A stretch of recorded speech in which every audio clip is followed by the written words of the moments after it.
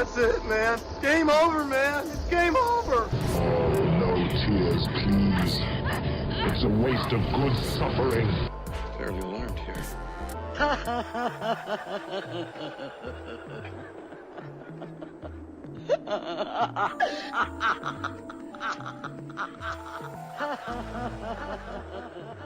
You know, and when I think of Cenobites, I always think of like iconography. Like if you squint, can you tell if that's the same character kind of thing? Mm-hmm. And the one thing that I think is a really cool stylistic standpoint with Pinhead is, of course, his titular pins in his face. Right. The pale skin, the blacked out eyes, the grid, you know, kind of like the tracing lines of just to make sure that these pins aren't haphazardly stuck all over himself. These were thought out and planned precisions of pain. You know, that just it's one of those things that you've never seen before. So when you come across it, right. Well, and at one point there was the theory that perhaps he's wearing someone else's face, and the pins are just keeping it on. I've never thought about that. That's super cool. Yeah. Because, you know, he doesn't actually look, you know, in the second one, they kind of give them more backstory where Pinhead was originally kind of a World War II general who's been scarred by the horrors of the battlefield and wanted to kind of escape into the infinite pleasures of Leviathan. Yes. And that's where Pinhead was born. So, and they don't look alike. If you've ever seen Doug Bradley without the makeup on, he was like a completely different guy.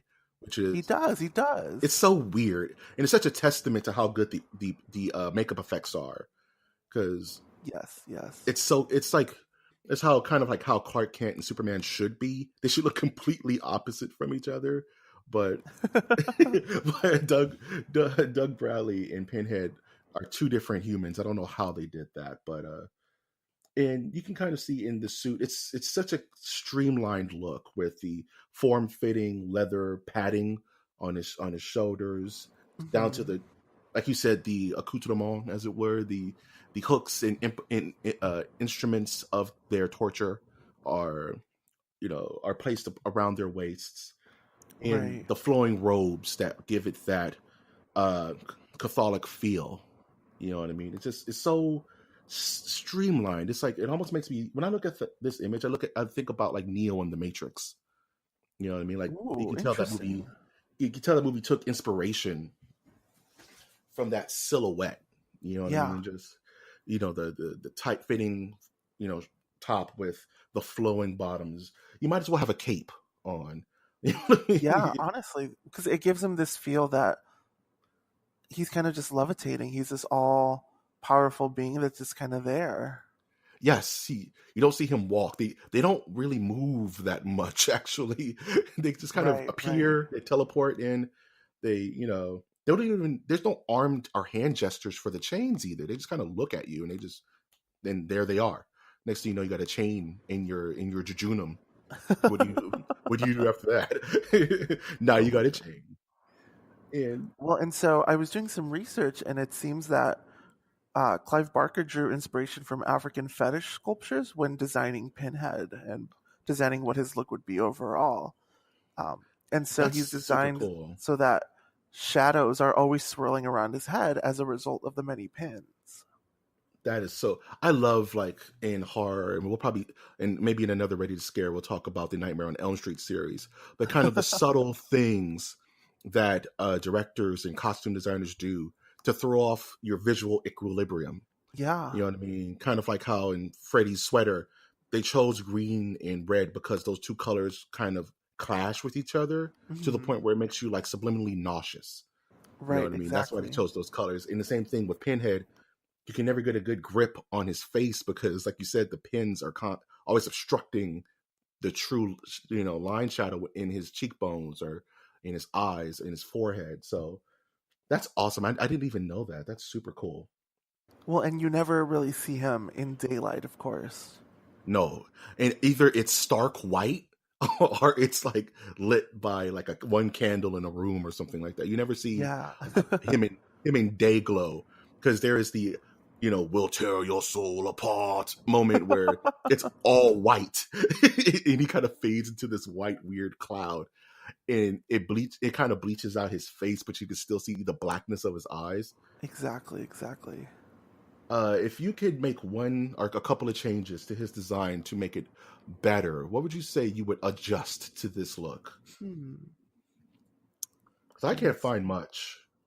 I mean, I guess so. He has some openings on his chest that I would assume are for attaching something, but we're not really told for what or ever shown for what.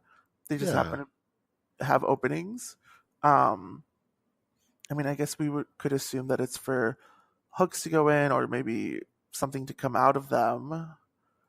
I'm wondering if it would be interesting if he did have a cape. You mentioned it earlier. Like, would it add to his grandeur as this engineer, so to say, that you mentioned, as this leader of this group, or would it take something away from his character and make him maybe too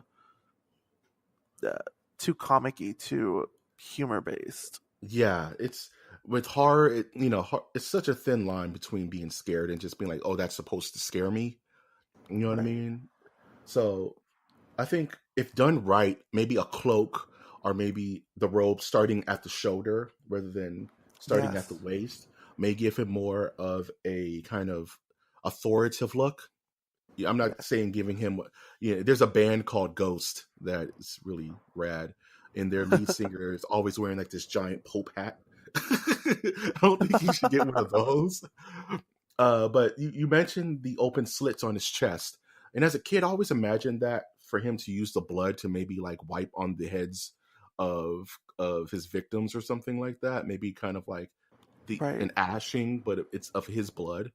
But I don't know. They seem kind of superfluous. They seem kind of just there. It's never been explained why his open gashes are there. But since they are known as the Order of the Gash, it kind of makes sense that a little blood has to be shown on all of them. Because other than the pins in his head, he's fairly clean versus the other 3 Cenobites. Exactly. So if I was to change anything...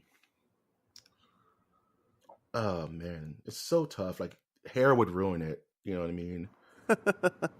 just give him a little bun, like a little a Hellboy samurai bun in the back. My god! Well, no, I haven't. This one's really picky.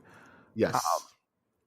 So he has these faux gloves that cover up his pinky and his thumb. Yeah. And in one sense, like at night, that could be really cool because you're like, oh, these creatures only have 3 fingers. That's really creepy. I just don't think they're designed for comfort. Like, I feel like also these costumes must be very hot if they're pure leather. They are. They have to be like, they have to. Oh my goodness. Under all that makeup, on top of that, all that leather on a film set with lights and stuff. Exactly. And now you have these uncomfortable like thumb gloves. Like it doesn't make sense. I don't like it. They're like reverse fingerless gloves. It's like there's an individual glove for each pinky, but your hand is open. It's like, I can't do anything with this. Give my guy some full gloves or go home. That's what I say. That's what I think that would be a nice little pin in this character. Yes. Very, very good.